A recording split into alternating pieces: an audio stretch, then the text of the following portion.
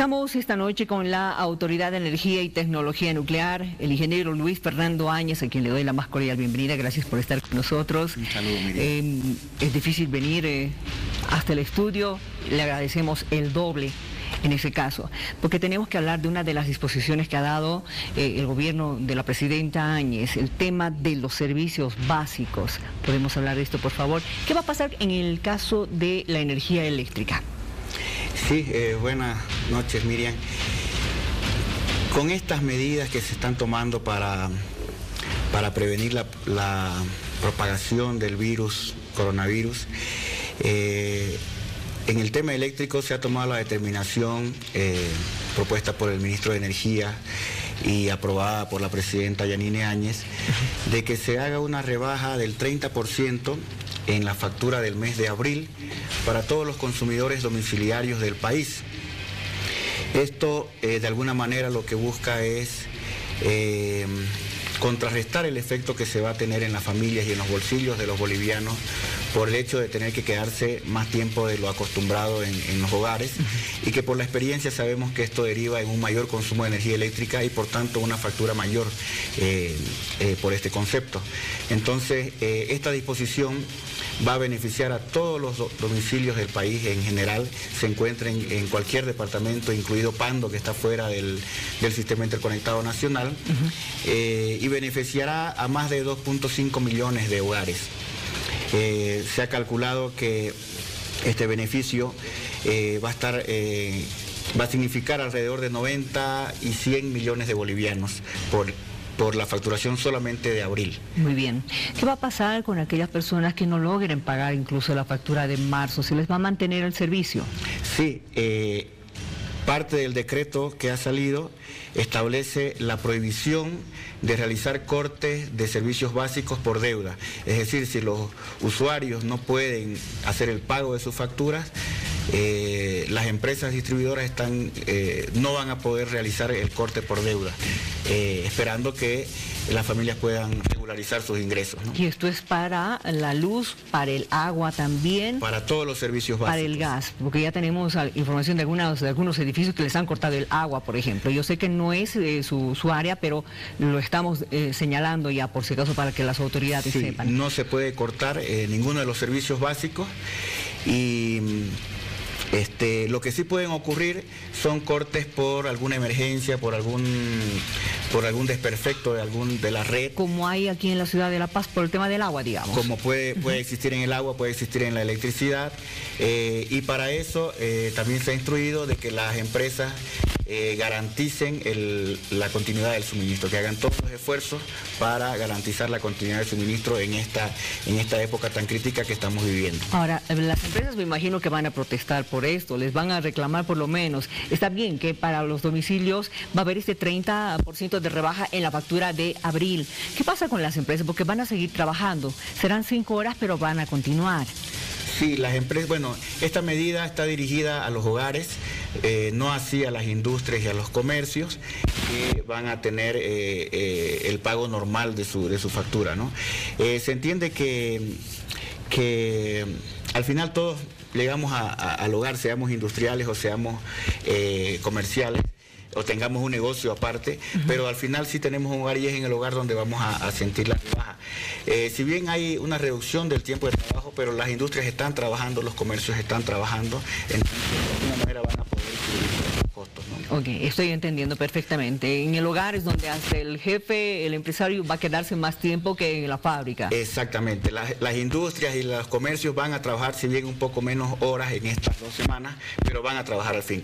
Y es en los hogares donde sí se va a sentir un incremento seguramente notorio del consumo de energía eléctrica, y esto es lo que queremos paliar. Bien, entonces aclaramos una vez más, este beneficio va a ser para los hogares bolivianos, en todo el territorio, incluido Pando, que me dijo que sabemos que está en otro sistema. ¿Qué va a pasar con Pando? Sí, bueno, en Bolivia existe el sistema interconectado nacional, donde están 8 departamentos, a excepción de Pando, pero esta medida abarca a todo el país. a todas las poblaciones, incluida Pando, y poblaciones menores como Ribera Alta, Tupiza, que también están fuera del sistema interconectado nacional, pero esta medida sí llega para todos los bolivianos. Muy bien, entonces Pando, Tupiza, ¿y cuál más me dijo? Ribera Alta. Ribera Alta también Cobija. se van a beneficiar con este 30% de descuento en la factura del mes de abril. Gracias por haber venido. ¿Cómo están las cosas en la empresa? ¿Tomando los recaudos? Sí, estamos tomando todos los recaudos. Una aclaración más, el 30% va a llegar a todos en esa misma proporción, es decir, va a ser proporcional al consumo. Va a ser un 30% del consumo que tiene cada hogar en su factura de abril, que significa el consumo de marzo, que abarca estos días de cuarentena. Muy bien, perfecto, muchas gracias. ¿Cómo están en la empresa? Bien.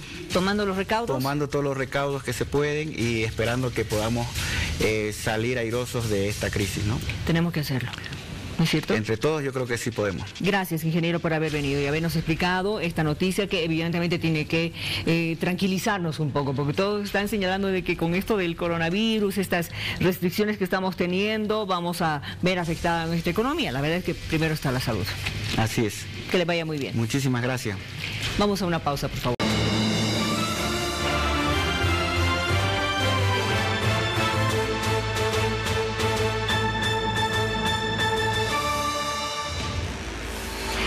En este Bolivia Decide el debate, hoy vamos a hablar acerca de la corrupción. Se ha institucionalizado en el país, en diferentes esferas. Es un tema que posiblemente se ha enraizado incluso en nuestra cultura. Los candidatos hoy tienen la posibilidad de dar propuestas. Muchos hablan de penalizar. ¿Será que la penalización viene a ser la única solución para tantas formas de corrupción que conocemos, como por ejemplo la malversación, el prevaricato, los sobornos, tráfico de influencia, el compadrazgo, etcétera, etcétera, etcétera? Hoy vamos a hablar y escuchar además las propuestas de tiendas y partidos políticos que vienen a visitarnos. Esta noche contamos con la presencia del doctor Miguel Roca. Comunidad Ciudadana, Miguel Roca, ingeniero civil, economista.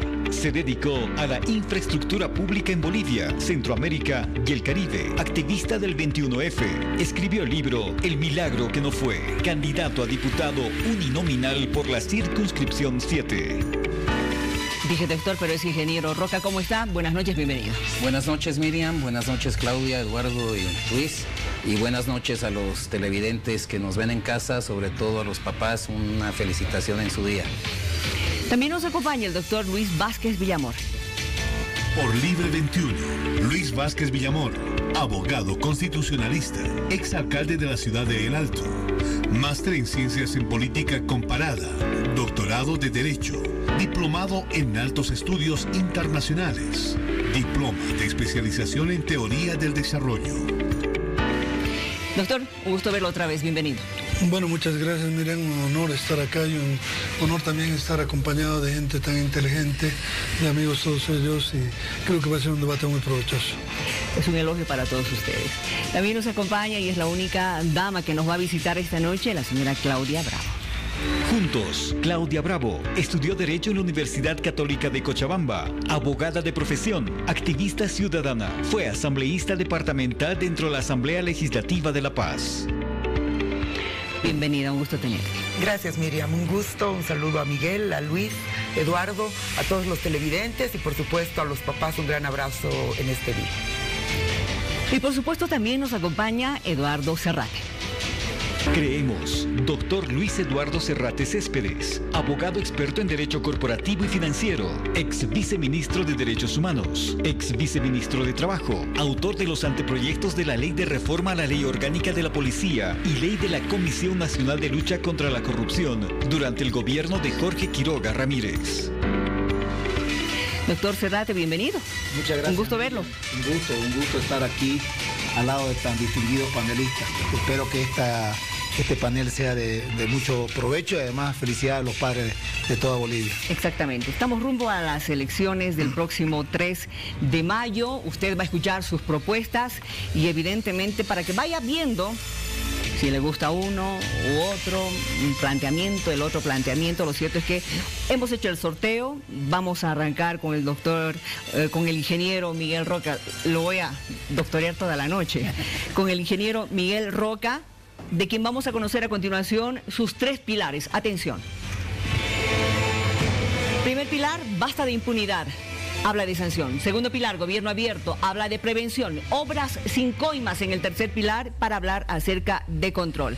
Hoy van a tener cada uno de ustedes 5 minutos para exponer estos 3 pilares. Al cabo de ello, van a poder preguntarle durante 30 segundos la pregunta y la respuesta suya será de 1 minuto. Ingeniero Roca, tiene 5 minutos a partir de ahora. Gracias, Miriam. Bueno, antes que nada, tenemos que comenzar nuevamente lamentando la ausencia de un representante del movimiento al socialismo. Porque si hablamos de corrupción y de lucha contra la corrupción, es justamente la lucha por desmontar un sistema de corrupción institucionalizada que nos ha dejado el movimiento al socialismo. La corrupción ha sido un mal de siempre en Bolivia, pero en estos 14 años se ha institucionalizado de muchas maneras. Primero, un sistema, digamos, de administración gubernamental perforado con 84 decretos y 13 leyes que permiten la contratación directa. Han hecho del sistema de contrataciones un sistema que dice básicamente adjudícale a quien te dé la gana y va a ser legal. El hacer auditorías a las adjudicaciones de obras va a ser un esfuerzo absolutamente fútil. O sea, no va a llevar a nada porque han armado un andamiaje legal en que todas las adjudicaciones son legales, por más que hayan sido arbitrarias, corruptas, irregulares, etcétera. Entonces ese es el primer tema. Y el segundo tema que tenemos que destacar aquí, y me estoy tomando minutos de mi exposición, pero es importante decirlo, el principal responsable de esta corrupción institucionalizada se llama Luis Arce Catacora. Porque él, como ministro de Finanzas y Economía, es la máxima autoridad ejecutiva del sistema de control gubernamental, del órgano rector. Entonces, él diseñó y permitió y ejecutó, es autor intelectual y material de la corrupción institucionalizada del MAS. Y no solamente eso, sino que invirtió 4.000 millones de nuestro dinero en mentirnos sistemáticamente. Y ahora no vienen a los debates porque están confiados de que 14 años con $4.000 de propagandas en mentiras, ¿no? Hay todavía un tercio de la gente que le sigue creyendo esas mentiras y no se animan a dar la cara a que podamos desmentir esas mentiras, desmontar esos mitos, y ese es el mayor fraude y la mayor corrupción que hasta el día de hoy y en este momento nos hace el MAS. Ahora sí entro a la propuesta.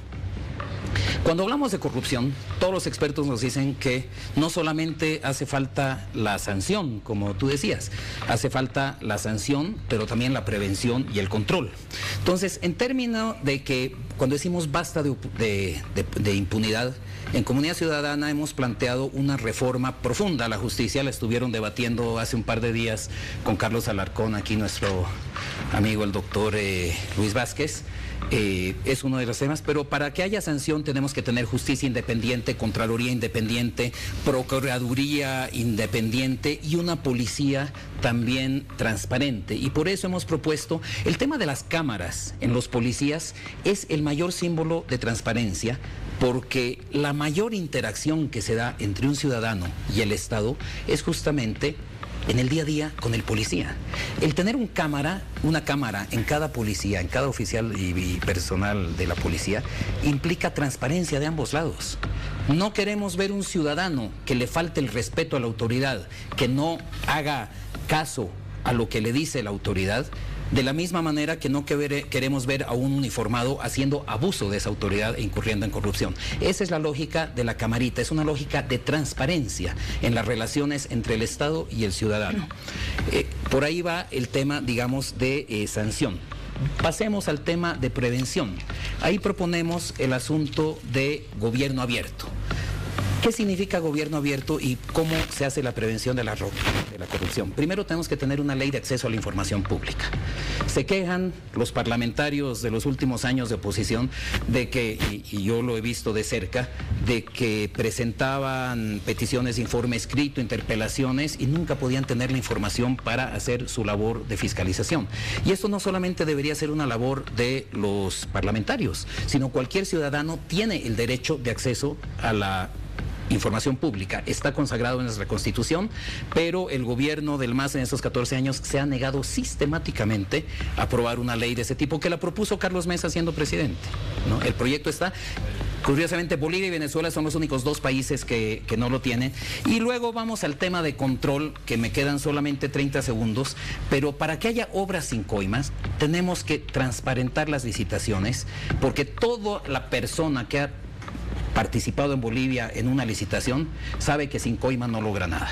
Entonces ponen a toda la sociedad a bailar ese baile de la corrupción que deja a todos muy mal parados. Después de 50.000 millones de dólares, 50.000 millones de dólares de obra civil, todas las empresas, casi todas, de la construcción, de ingeniería, de suministros, están prácticamente en la lona.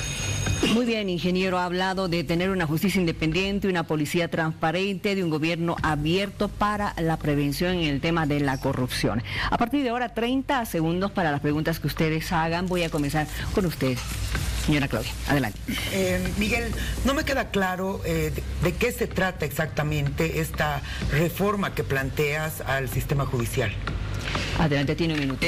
Preferiría, eso se discutió hace 2 días y preferiría utilizar mi tiempo en comentar la lucha exclusiva, o sea, más bien puntual contra la corrupción. Preferiría hablarte del tema de obras sin coima. Tenemos que volver a, para empezar, eliminar el tema de la adjudicación directa. Eso es solamente para un caso de emergencia, de excepción. Y no puede ser la falta de planificación de parte de una autoridad una excusa para decir ahora es emergencia porque no planifiqué tal compra o tal licitación. Entonces, ese es el primer gran paso. El segundo gran paso es poder dividirlo en 2 pasos. La parte de precalificación que se tenía antes y se tiene en casi todas partes del mundo, tiene que ser muy simple por parte del funcionario. Por parte de, digamos, para evaluar la capacidad de una empresa, ahí tenemos que meter a las aseguradoras. Quien afiance a ese contratista, a ese proponente, es quien realmente tiene que estudiar la verdadera capacidad técnica, operativa, financiera del proponente para poder afianzarlo y saber que va a cumplir. Entonces, por ahí comienza a lograr obras sin coimas. Muy bien, gracias. Pregunta ahora el doctor Serrate, por favor, tiene 30 segundos. Muchas gracias. Quisiera saber cuáles son los componentes principales que contendría la ley de transparencia y acceso a la información que ustedes proponen. Bueno, es una... Un minuto. Gracias, es una ley de hace mucho tiempo. Componentes principales, recuerdo, son 10, pero de memoria me voy a pensar. Tiene que ser acceso universal. Tiene que ser el acceso oportuno. Tiene que ser el acceso, además, impugnable. Obviamente hay ciertos temas de secretos de estados que alguien dirá no le puedo dar esa información. Entonces, si a un ciudadano se le niega la información, tiene que poder impugnar esa decisión y tiene que ser ante un elemento diferente. Y así hay varios otros aspectos que es básicamente, esto no es inventar la pólvora, tú como abogado lo debes saber, todos los países tienen una ley de acceso a la información, hay una serie de convenciones y de consensos sobre qué es lo que debería tener la ley, ¿no? Entonces, de eso creo que no hay gran debate. Lo que pasa es que los poderosos nunca han querido aprobar una ley de esas características. Muy bien, gracias. Ahora pregunta el doctor Luis Vázquez. Tiene 30 segundos. Yo estoy muy preocupado a veces cuando encontramos que hay algún tipo de propuestas que se van repitiendo y me llaman la atención la que hace Miguel hace un rato, es de llevar un policía con una cámara. Eso sí, yo creo que sirve y es interesante, pero es como enfrentar un mal gigantesco que es la corrupción con una propuesta verdaderamente pequeña, porque donde está la gran corrupción no está encima de los gorros de los policías ni en lo que hacen en las calles, sino está en el gobierno. Y la única forma de tomar el toro por las astas es empezar a regular al gobierno y controlar al gobierno para que el gobierno pueda rendir cuentas a todos los ciudadanos. Entonces, me parece que la pregunta pregunta básicamente es que propuestas como estas no atienden al fondo mismo del drama de la corrupción. Bueno, no hiciste una pregunta, hiciste una afirmación con la que estoy en total desacuerdo. El tema de la Cámara, como digo, es casi que un símbolo. Es el símbolo de la transparencia en la relación entre el ciudadano y el Estado. Y todos sabemos que hay problemas de corrupción en la policía. No es el único, lo hay en la justicia, pero sobre todo por eso quiero enfocarme en el tema de la obra pública. Y ahí es controlar al gobierno. Y ojo, no es controlar solamente al gobierno central, que ahora ha cambiado de manos. Es controlar a los gobiernos municipales y a las gobernaciones. Y fíjense ahorita cómo están partidas las aguas, ¿no? Alcaldes, gobernadores y quienes manejan gobierno central están en un bando, ¿no? Los que manejaron el gobierno central y manejan todas las demás alcaldías y gobernaciones del país están en otro. ¿Querrán ellos realmente luchar contra la corrupción y controlar esos gobiernos, controlar las prácticas con las que se han hecho los partidos a partir de alcaldías y gobernaciones? Esa es la pregunta, es muy pertinente tu pregunta. Entonces, el plan de comunidad ciudadana toma en cuenta específicamente esto. Es un plan desconcentrador de poder. Es un plan para controlar el gobierno a partir de reforma del sistema de inversión pública, de reforma con una ley de compras estatales y varias otras que el tiempo no me permite desarrollar. Gracias, ingeniero Miguel Roca, ha dado ya su planteamiento representando a Comunidad Ciudadana. Le toca esta vez al doctor Luis Vázquez Villamor planteando lo que está proponiendo Libre 21. Atención, estos son los 3 pilares de Libre 21. Corazón Verde Digital, gestión por resultados. En el tema de corrupción, atención, transparencia, información oportuna y confiable como segundo pilar, y tercer pilar, control social, política fiscal para la gente. Tiene a partir de ahora 5 minutos, doctor. Bien, primero agradecerle la oportunidad de exponer esto. Yo al principio estaba medio preocupado porque pensé que estabas molesto con mi pregunta, pero al final me das la razón y creo que es bueno, y eso es el diálogo constructivo. A ver, ¿a qué me refería yo cuando trataba de tocar un tema que para mí es fundamental? Hay un caso que en Bolivia es más grande que el lavallato en el Brasil, y es la denuncia que se ha hecho recientemente de que el gobierno ha recibido una suma durante estos últimos 14 años de 49.967 millones de dólares, producto básicamente de la venta del gas al Brasil y los precios internos y la forma como se ha manejado y la reactivación del gasoducto a la Argentina en el año 2004. De estos 49.967 millones de dólares, se han invertido en base a corrupción 47.600 millones de dólares. Es decir, que prácticamente por un lado entraba el dinero al Estado boliviano y por el otro lado la corrupción se lo llevaba. Esa es la mega corrupción que existe en nuestro país y esa es a la cual debemos intentar atacar. ¿Cómo se ha distribuido esto? Primero, a través de los grandes contratos con las empresas petroleras, a las cuales vía costos recuperables se les ha dado la suma de 10.515 millones de dólares. Si analizamos paso por paso, nos vamos a llegar a dar cuenta de cómo se ha manejado ese dinero y hemos terminado pagando hasta las cirugías estéticas de las esposas de los empresarios petroleros. Hemos devuelto todo, hemos devuelto vacaciones, planes de salud, en fin, increíblemente. Y este gobierno en los 14 años ha devuelto 10.515 millones cuando se hablaba de un fenómeno más bien de nacionalización. Después, en lo que denominamos elefantes azules, se han hecho obras por una serie de cosas con montos que han sido prestados por el Banco Central o por el FINPRO, que es un programa especial de financiamiento, por un monto de 6.491 millones de dólares. 6.491 millones de dólares. Y luego tenemos los pequeños elefantes azules, que son pequeñas obras, que son una cantidad de cosas, estadios en Chimoré, estadios en Entre Ríos, estadio en Yunchara, escenario deportivo de Odesur, etcétera, etcétera, etcétera, por un total elevado de 320 millones de dólares. Es decir, estamos hablando de un acto de mega corrupción. ¿Y por qué ocurre esta mega corrupción en Bolivia?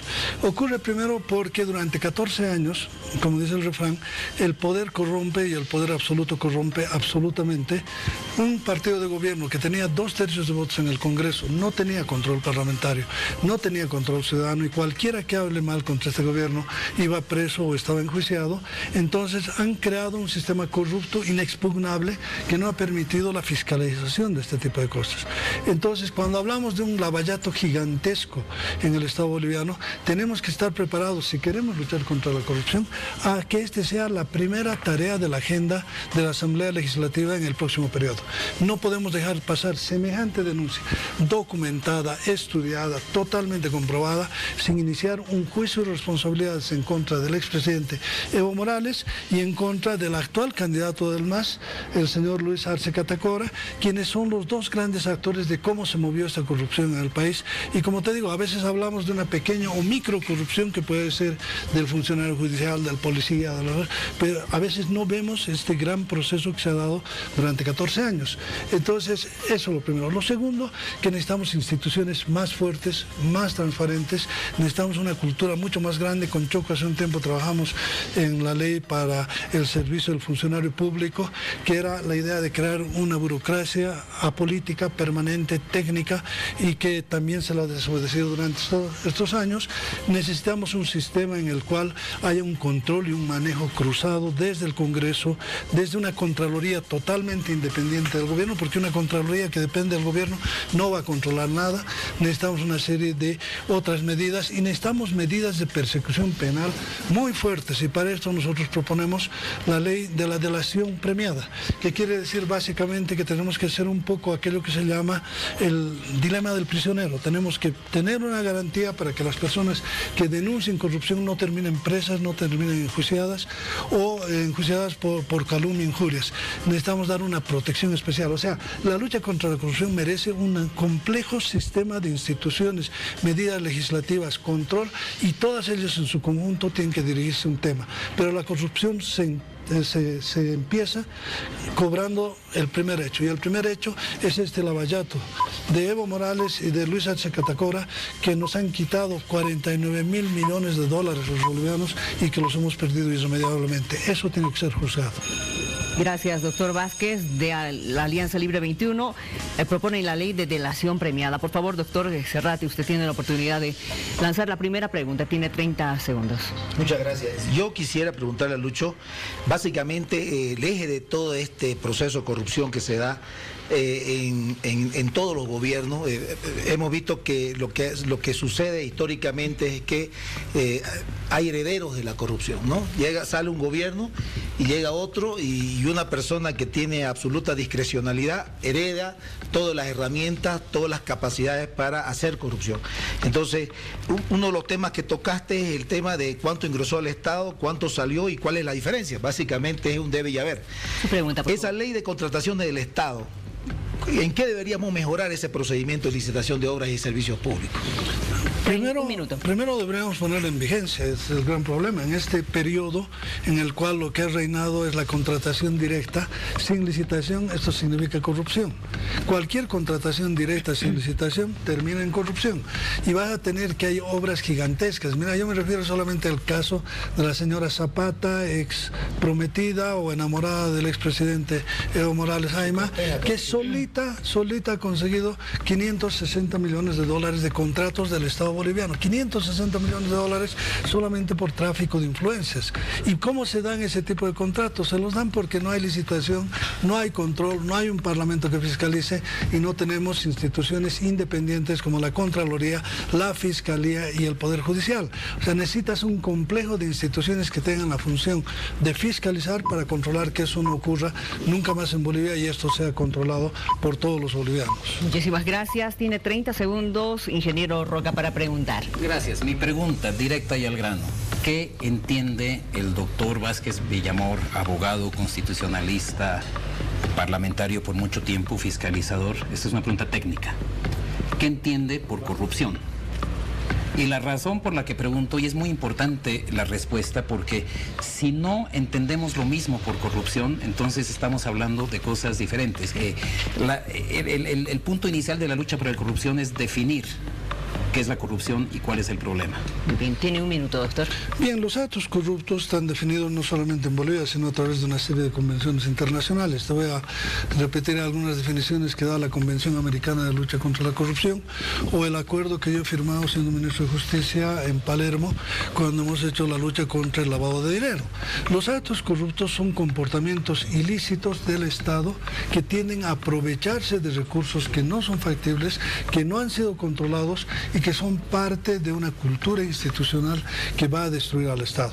Genéricamente podemos hablar de varias variedades de la corrupción. Existe corrupción en casi todas las formas de práctica estatal que vemos y sobre todo, quiero decirte, en los casos en los que hoy día se están tocando el dedo, por ejemplo, como el tema de la Convención de Bolivia para protegernos del lavado de dinero. Bolivia es un productor de delitos de legitimación de ganancias ilícitas increíbles y que estamos en la lista negra del mundo como país signatario de esa convención. Entonces te vas dando cuenta que cabalmente estamos yendo cada vez más a la saga en la lucha contra este flagelo. Gracias, doctor. Pregunta esta vez la señora Claudia Bravo. Tiene 30 segundos. Gracias, Miriam.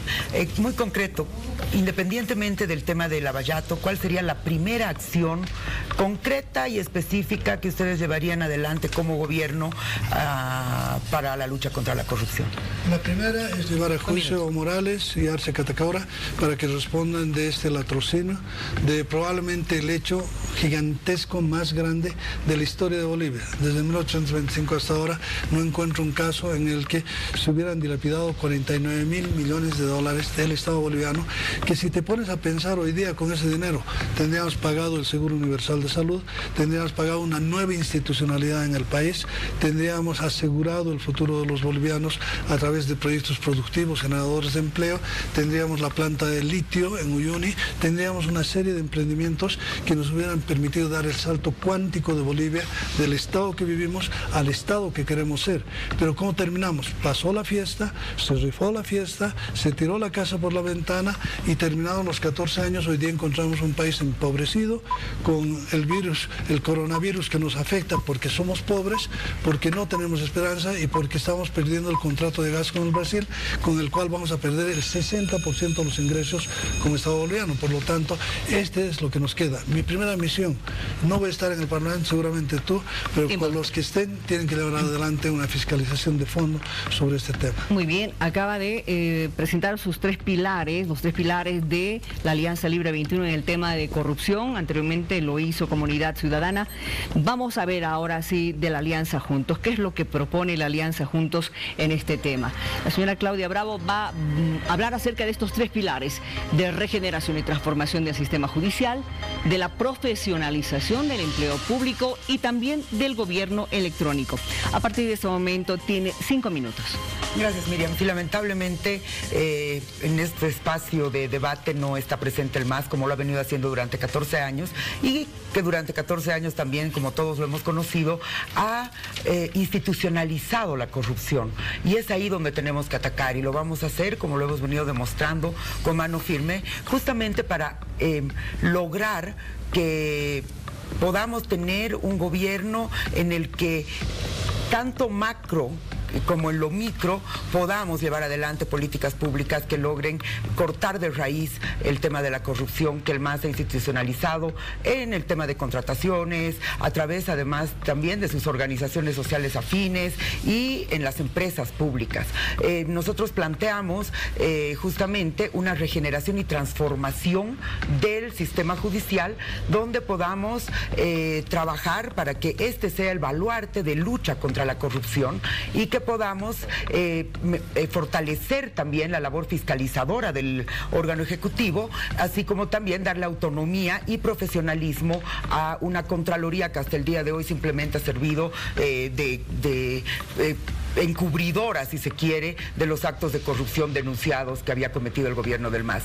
Planteamos 3 leyes que son importantísimas, una que es el acceso a la información pública y a la transparencia institucional, una ley de contrataciones también estatales, que eso va a permitir acabar con el clientelismo político que se ha vuelto en un nuevo foco de corrupción en nuestro país, y una ley de colaboración efectiva en investigaciones de delitos de corrupción, justamente para lograr de que las personas se animen a denunciar, pero con información precisa, además verificable, para que se pueda capturar a los corruptos y para que puedan animarse a denunciar hechos de inclusive redes de corrupción al interior del gobierno.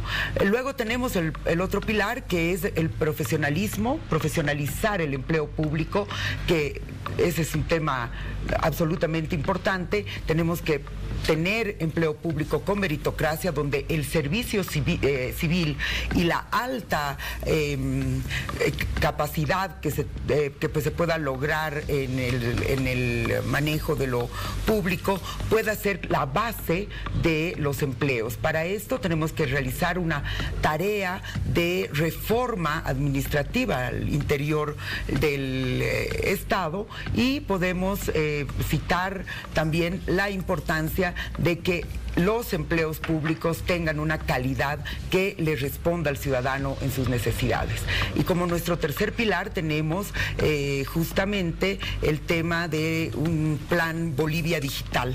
Necesitamos acercar al gobierno a los ciudadanos, necesitamos modernizar el tema del manejo público, y esto a través de la implementación en todos los niveles del Estado, en lo nacional, en lo municipal y en lo departamental, de tecnologías que puedan permitir el acceso a la información, pero además que pueda mejorar este tema de evitar la burocracia, inclusive, que eso también genera hechos de corrupción en niveles del Estado, pero que la ciudadanía también espera que pueda hacerse el manejo del presupuesto público de forma transparente, que se pueda hacer un seguimiento a los POAs, y que pueda haber también una fiscalización tanto ciudadana como de medios de comunicación.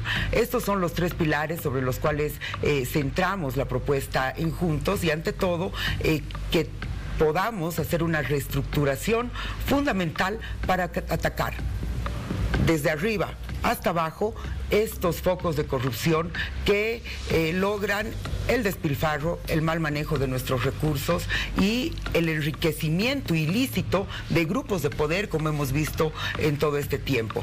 Hay que capturar y hay que lograr de que la justicia, de forma independiente, pueda aplicar las sanciones correspondientes, y que no más bien la justicia se vuelva en un instrumento de encubrimiento y complicidad, como lo hemos visto que ha sucedido en todo este tiempo. La independencia de todos estos órganos y poderes del Estado es absolutamente fundamental, y al interior ya de los espacios del gobierno, en las diferentes instancias, podamos tener personal calificado y personas que puedan responder con profesionalismo a los retos que tienen en el manejo de la cosa pública. Muchísimas gracias. La señora Claudia hablando, explicando estos tres pilares para enfrentar la corrupción por Juntos. Por favor, doctor Vázquez, tiene usted 30 segundos. Hay un elemento en común, y mientras lo escuchaba a explicar la base del programa que están planteando, y me parece interesante. En el anterior programa yo había hablado de la revolución digital y del salto cuántico que debemos dar en la justicia. Creo, como los tiempos son tan breves, pero yo estoy de acuerdo contigo, hay que hacer un cambio de fondo, y hoy en día el cambio de fondo probablemente en la justicia, desde mi punto de vista, viene desde la incorporación de un sistema digitalizado. No hablo de bases de datos, no hablo de tener computadores, estoy hablando de sustituir un sistema humano progresivamente por un sistema digitalizado en Bolivia, que te va a dar jueces no corruptos, imparciales, y que en ningún momento van a tener ningún tipo de error. ¿Tú estás de acuerdo con una propuesta de esas?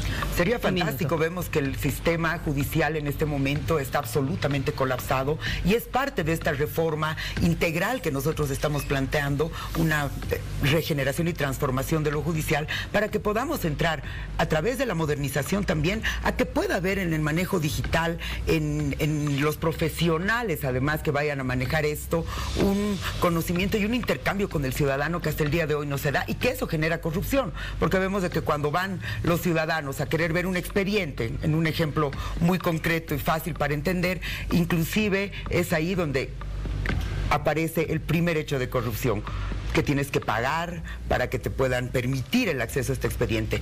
Con la transformación que estamos planteando, empieza desde ahí. La regeneración y la transformación de la justicia es absolutamente fundamental para lo que viene en contra de la lucha contra la corrupción. Muchísimas gracias. Ingeniero Roca, tiene 30 segundos. Miriam. A ver, coincido con Lucho de que hay muchas coincidencias, inclusive con el programa del MAS, lo estuve leyendo anoche, y creo que es un consenso. Para combatir la corrupción tiene que haber acceso a la información pública, que es mejor gobierno digital, que el servicio civil tiene que ser por meritocracia. Veo mucho énfasis también en lo punitivo, pero mencionaste la ley de contrataciones. Para la gente que nos ve, nunca ha habido ley, puro decreto. Pero dijiste que el clientelismo es una forma de corrupción, como parlamentaria. ¿Cómo crees que puedes impulsar esa ley cuando hay en el frente político que representas tantos alcaldes y gobernadores que han construido sus partidos en base a este esquema de clientelismo, justamente que mencionas? Va a ser muy difícil luchar contra tu propio partido, ¿no crees? Bueno, aquí nosotros estamos para ver lo que va a hacerle bien al Estado, y nosotros planteamos esta ley de contrataciones especiales justamente para que podamos tener un mejor manejo y transparencia en el tema de la contratación, que se ha vuelto también un foco de corrupción. Vemos que las licitaciones públicas que se hacen en este momento no son objeto de ninguna fiscalización y de ningún control, y ese también es un tema en el que esta ley atacaría, porque verías las modalidades de contrataciones y también la responsabilidad tanto de las autoridades como de todas las entidades intervinientes en los diferentes contratos de todos los niveles del Estado. Y esa es una ley que, por supuesto, como parlamentarios deberíamos comprometernos todos a llevar adelante para que funcione en todos los niveles del Estado. Muy bien, muchísimas gracias. Doctor Serrate, tiene 30 segundos para preguntar. Muchas gracias. Uno de los temas que tocaste fue el tema del Poder Judicial. Y más allá de que hayan cámaras vigilando a los jueces, más allá de que haya la posibilidad de acceder a una página web para ver cómo va desarrollándose el proceso, a mi criterio, el principal problema en Bolivia del Poder Judicial es la absoluta falta de autonomía. Es decir, el poder político siempre ha presionado al Poder Judicial para que los fallos sean favorables a sus intereses. Y lo tenemos a tu ministro diciendo hace unos días a Murillo: voy a perseguir a los jueces. Decía lo mismo el ministro de Gobierno del MAS. Entonces, la pregunta concreta: ¿cuál sería la reforma del Poder Judicial para evitar esto? Bueno, obviamente que tenemos que devolverle la independencia al Poder Judicial, y es muy importante. Si bien se hace denuncias, y hasta este momento lo hemos visto en diferentes temas, una vez de que llega al Poder Judicial, debe ser con absoluta transparencia y responsabilidad, que aplique la norma, pero además que llegue a la sanción de quienes han sido denunciados por los hechos de apropiación indebida, por ejemplo, o de malos manejos con los recursos del Estado. Las denuncias pueden venir de parte del Legislativo, de parte del Ejecutivo, y se tiene que llevar adelante una tarea, pero la reforma fundamental tiene que venir en la forma de elegir a los mejores profesionales, ojalá que con carrera judicial, y que puedan demostrar una credibilidad absoluta en la aplicación de las normativas, y por supuesto que no haya la intervención de lo político en lo judicial. Muy bien, muchísimas gracias a la señora Claudia Bravo por Juntos. Ahora le toca al doctor Eduardo Serrate por Creemos. Vamos revisando ya sus 3 pilares para ver cómo pueden ellos o cómo creen que deberían enfrentar la corrupción. Primer pilar, principales ejes de la corrupción. Segundo, unidades de transparencia. Tercer pilar, vulnerabilidades en el control de la función pública. Tiene 5 minutos, doctor. Bueno, muchas gracias, Miriam. Yo en primer lugar quiero decirle de que Bolivia es signataria de esta convención, la Convención Interamericana de Lucha contra la Corrupción. Todos los gobiernos, después que se suscribió la convención, deberían haber desarrollado el sistema legal para Por un lado, prevenir la corrupción y por otro lado, sancionar la corrupción. Son los dos ejes principales de la Convención Interamericana de Lucha contra la Corrupción. Y la corrupción es un tema sistémico. Y eso se puede demostrar porque vamos viendo varios gobiernos, varios regímenes de gobierno y se van generando los mismos males. Entonces nosotros creemos de que lo que debemos hacer es hacer una reforma profunda al sistema de justicia preventiva y de justicia sancionadora en nuestro país, enmarcándonos en lo que es el desarrollo institucional y también en la necesidad de una futura reforma constitucional. Hay que hacer una Oficina Nacional de Lucha contra la Corrupción, donde estén involucrados el Ministerio Público, el Poder Ejecutivo, la sociedad civil, donde esté involucrado la Asamblea Legislativa, y entre todos nosotros podamos hacer un proceso de supervisión de todos los regímenes de lucha contra la corrupción. Tiene que haber, como decía el doctor, el ingeniero, mejor dicho, tiene que haber la ley de contratación del Estado de obras y bienes de servicio público. Pero en esta ley debemos incorporar todo lo que es la transparencia digital, pero no solamente para que uno pueda acceder a los pliegos de especificaciones técnicas o para que uno pueda acceder a los plazos de contrataciones de obras y bienes de servicio público, sino también tiene que haber un reality de la transparencia. ¿Qué significa el reality de la transparencia? El reality de la transparencia significa que el ciudadano, cualquier ciudadano, pueda ingresar a una página web y pueda ver todo el proceso del desarrollo, por ejemplo, cuando hay la apertura de los sobres. Todo ese proceso debe estar supervisado por toda la sociedad en su conjunto y sus distintos órganos. Debe haber la ley de extinción de dominio, es decir, se generan muchos casos de corrupción, lo que decía Lucho, la hecatombe de corrupción que hemos tenido, más corrupción que en todos los años de la República por parte del movimiento socialismo. Y no hay la posibilidad de recuperar el patrimonio del Estado. No hay la posibilidad. Eso es una barbaridad. ¿Dónde está la plata de Bolivia?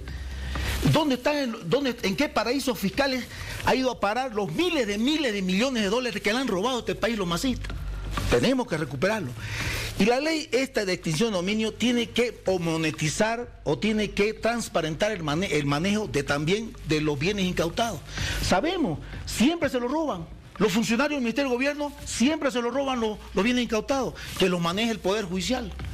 Por amor de Dios, hace 40 años que estamos haciendo lo mismo, cometiendo el mismo error, y se siguen robando los bienes incautados. Miles de millones de dólares en bienes incautados que se han robado en este país.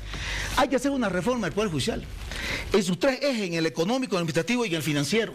El gobierno además le quitó la capacidad financiera al órgano del Poder Judicial. Devolvámosle derechos reales, devolvámosle el sistema del notariado, démosles ingresos que le permitan trabajar sin ser coaccionados.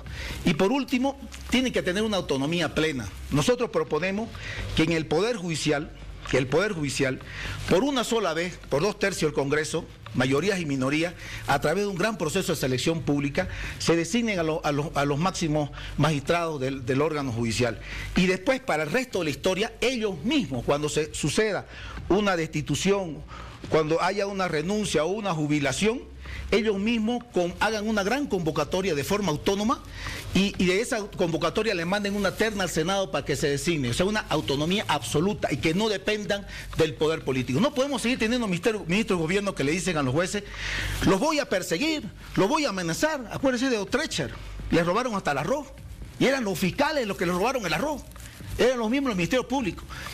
Y también vamos al Ministerio Público. En el tema del Ministerio Público, no podemos tener un fiscal general de la República que una vez que es designado se convierte en un Estado dentro del Estado. No podemos tener. Tienen que ser elegidos 5 fiscales nacionales. Y de esos 5 fiscales nacionales, entre ellos elegir al fiscal general de la República por 10 años. Y después hacer lo mismo, pero a nivel departamental con las asambleas legislativas para que surja de ahí el fiscal de distrito. Cosa que haya un sistema de contrapesos también en el Ministerio Público. Esas son, entre otras muchas propuestas, las que el Frente Creemos estamos desarrollando en el tema de lo que significa la reinstitucionalización del Estado. Aduana, camino y servicio de impuestos internos. El MAS lo destruyó. Hubo un proceso que se inició hace 20 años, lo hemos visto con Lucho, un proceso de la carrera pública, del examen de contrataciones públicas, de la meritocracia, y eso se perdió. Muy bien, gracias, doctor. Habla de una reforma del Poder Judicial con políticas preventivas y sancionadoras. Señora Claudia, tiene 30 segundos para preguntar. por algo que nosotros hemos visto de lo que ha sucedido durante todo este tiempo, ¿qué acciones y mecanismos planteas como sanción a quienes sean parte de un partido político, como en el caso que hemos visto de Creemos, que muchos de los funcionarios que recientemente habían trabajado, o algunos de ellos, fueron denunciados por temas de corrupción? ¿Qué sanciones ejemplificadoras podríamos plantear desde la propuesta de ustedes? No te entiendo la pregunta, porque Creemos no tiene funcionarios públicos. No hay gobierno, por Dios santo. El gobierno es tu presidente, Yanine. Es decir, ella no puede soslayar su responsabilidad sobre sus funcionarios públicos, por amor de Dios, ¿qué es lo que estás diciendo? No, lo que te quiero, pero de Camacho, que entraron al gobierno, por favor, que fueron descubiertas en hechos de corrupción. Por amor de Dios, la presidenta tiene bajo su jurisdicción a sus funcionarios. Estás mintiendo. Lo que sí te puedo decir es de que en el tema de la sanción, las sanciones deben multiplicarse. Deben multiplicarse, debe haber pena acumulativa, y eso también es una reforma constitucional. Muy bien, gracias. El doctor o ingeniero Roca, tiene 30 segundos. Otra vez con el tema de lo que entendemos por corrupción, el doctor Vázquez Villamor nos dio una lección jurídica sobre lo que esto significa. ¿Qué es el libro? Sí, no, estoy seguro. Y a nuestro entender es básicamente el uso de bienes del Estado para beneficio privado. Se lo podría resumir más o menos así, ¿sí, no? O el aprovechamiento, el enriquecimiento ilícito de particulares. Claro, en ese sentido, y volviendo al clientelismo, ¿no? Al clientelismo político. Considera el clientelismo político eso de utilizar una institución, gobierno central, alcaldía, gobernación, para hacer partido, para promocionar imagen pública, para llevar adelante elecciones, un acto de corrupción. Pero por supuesto. Un minuto. Además, el clientelismo, ¿qué es lo que hace? Degrada la capacidad administrativa del Estado. Y eso es una de las recomendaciones de la Comisión Interamericana de Lucha contra la Corrupción. Degrada la capacidad de gestión del Estado. Por eso debe reactivarse y ponerse en funcionamiento la ley del Estatuto de Funcionarios Públicos. Así de simple. Por supuesto, hay niveles políticos de decisión, pero hay niveles administrativos de decisión que eso sí debe ser aparte a cargo de la carrera pública. Perfecto. Ya su pregunta, doctor Vázquez, 30 segundos. Bien, Eduardo hizo un planteamiento con el cual yo coincido perfectamente. La densidad del problema del sistema judicial no puede ser soslayado, y la única forma de enfrentarlos es a través de una reforma constitucional, contrariamente a lo que hace unos días sostenía Carlos Alarcón, en el sentido de que no era bueno ni conveniente ir a través de una reforma constitucional si este no es el tema. Entonces, yo coincido plenamente contigo. ¿Cómo harías? ¿Cuáles serían los objetivos fundamentales de una reforma sobre este tema? Y después, una vez que enfrentemos esta lucha, cuyo descubrimiento básicamente es Tuto Quiroga, sobre el mega desfalco que había en Bolivia, ¿ustedes se comprometerían también a hacer una investigación del mismo? Por supuesto. Yo creo que coincidimos en muchos aspectos con la propuesta de Tuto. Yo he trabajado con Lucho y creo que se inició un buen espacio de desarrollo en lo que son los sistemas de justicia en ese gobierno. Pero a mí me parece de que la reforma constitucional es insoslayable, porque tenemos una constitución que aprisiona la capacidad de gestión de los órganos judiciales, del poder judicial. Entonces es absolutamente necesario, y espero en el futuro trabajar con vos para que podamos tocar estos aspectos. Muy bien, muchísimas gracias. Ya hemos terminado con la presentación de los pilares, esta vez por Creemos, el doctor Eduardo Serrate. Ahora les voy a pedir, ya para ir cerrando el programa, por favor, a cada uno de ustedes en un minuto dar sus conclusiones, por favor. Voy a comenzar con usted, ingeniero Roca. Gracias, Miriam. Como decía hace un momento, la mayoría, se conoce la receta de lo que implica una lucha contra la corrupción. La conocen en el mundo académico, la conocen en organismos internacionales, se la conoce inclusive en gente experta en el tema. Y se resume en que hay que tener mecanismos de prevención, mecanismos de control, mecanismos de sanción. Y todo eso incluye la propuesta de Comunidad Ciudadana. Pero hay algo que no todas las propuestas incluyen, y es voluntad política. Porque podemos escribir lo que sea, pero si no hay verdadera voluntad política para luchar contra la corrupción, todo queda en papel. Inclusive en iniciativas parlamentarias de parlamentarios que verdaderamente quieren fiscalizar, pero que el poder detrás de ellos no les permite. Y cuando tenemos candidaturas que tienen relación con el poder, que van a llegar parlamentarios y, si llegan al gobierno, hipotecados por quienes financian sus campañas, por quienes están penetrados por el narcotráfico o simplemente porque tienen un aparato partidario construido con clientelismo a partir de gobernaciones y alcaldías, esa voluntad política no va a existir. Y en Comunidad Ciudadana es lo que existe y sobra. Gracias. Esta vez el doctor Luis Vázquez Villamor. A ver, una de las más grandes reformas de todo el esquema de corrupción que ha habido en América Latina en todos los últimos años es el famoso caso Lavallato en el Brasil, y el juez Moro ha sido quien ha dirigido esta lucha y ha causado verdaderamente un estremecimiento de los pilares más grandes que ha habido en este país, y no solo en Brasil, sino ha alcanzado a una gran cantidad de países, incluyendo Bolivia, aunque no ha sido juzgado. Tuto Quiroga ha planteado de que la lucha contra la corrupción empieza por ese caso. No estamos hablando de un caso cualquiera, estamos hablando de un caso. Son 49.000 millones de dólares que han sido robados a los bolivianos por 14 años de un gobierno que no ha tenido ninguna función. Ese es el principal inicio de una verdadera lucha contra la corrupción. Juzgar los 14 años de dictadura a sus dos grandes representantes, Evo Morales y Arce Catacora, tienen que ser juzgados, tienen que responder por este daño histórico que le han hecho al pueblo de Bolivia.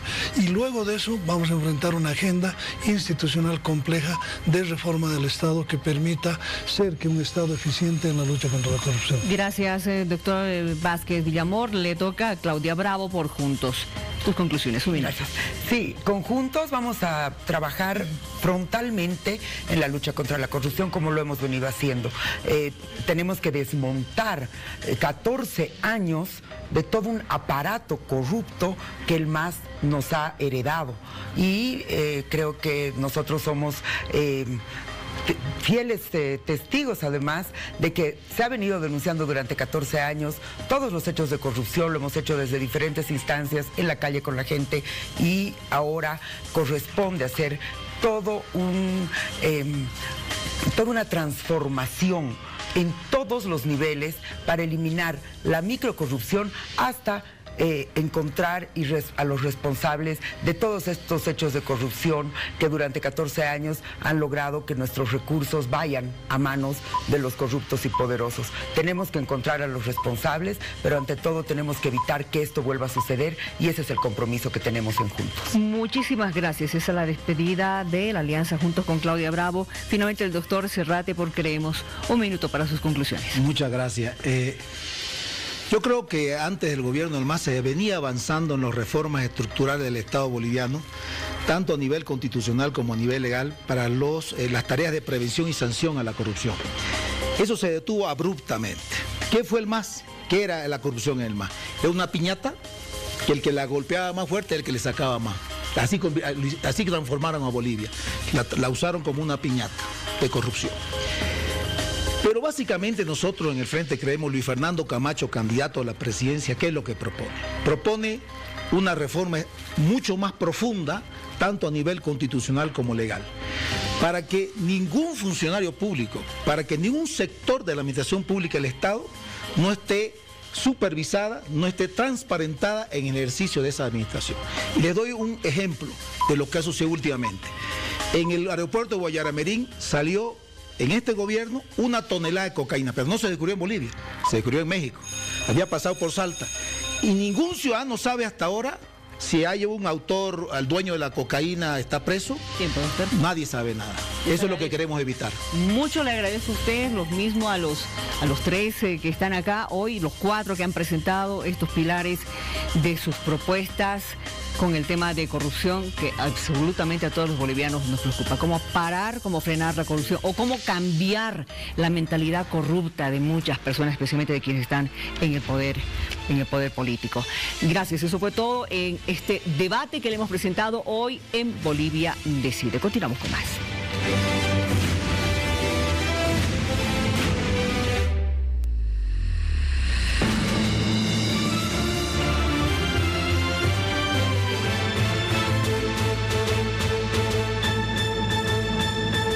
Continuamos con Hora 23. No importa el color que tengas, serás bienvenido. Ya para irnos, realmente es muy duro lo que está pasando en Italia. Italia ya ha sobrepasado en su cantidad de fallecidos, le ha sobrepasado a los que tiene China actualmente, y en medio de eso es muy duro lo que está aconteciendo, porque incluso no tienen suficientes cámaras para cremar a los fallecidos, aquellos fallecidos en Bérgamo. Se dice que están llevándolos a otros lugares. Realmente duele mucho lo que está pasando. Volvemos en próximas horas. Como siempre, gracias por estar con nosotros. Buen descanso.